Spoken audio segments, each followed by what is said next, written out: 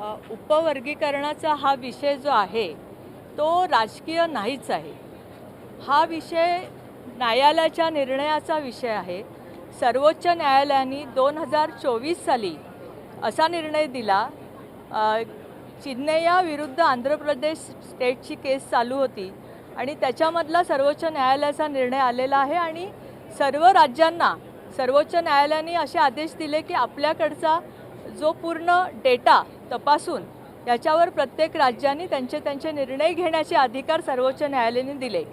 त्याप्रमाणे महाराष्ट्रामध्ये मुख्यमंत्री देवाभाऊ सर्वोच्च न्यायालयाचा निर्णय आणि जी आपली परिस्थिती आहे, आकडेवारी काय आहे हा तपासून त्या पद्धतीने योग्य तो निर्णय समाजातल्या वंचित घटकाला न्याय देण्याचा, मागासलेपणाच्या उपजातींना मेन प्रवाहात आणण्याचा निर्णय निर्भीडपणे घेतील अशी आम्हाला अपेक्षा आहे।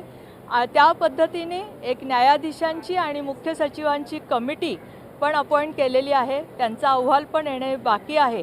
तो अहवाल तपासून आणि आपला ह्या डेटा तपासून एखाद्या ह्याच्यामध्ये काही उपजातींना अजून पण मागासलेपणाच्या त्या कक्षेच्या ते खाली आहेत। काही जातींचं आपण ह्या आरक्षणाच्या निमित्ताने काही जातींचं मागासलेपण आपण दूर केलं।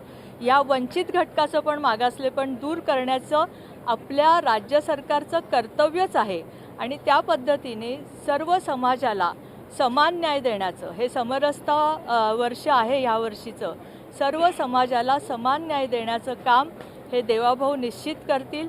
ज्या पद्धतीचा अहवाल येईल त्या पद्धतीत निर्भीडपणे त्याच्यावर निर्णय घेतील अशी अपेक्षा आमची आहे।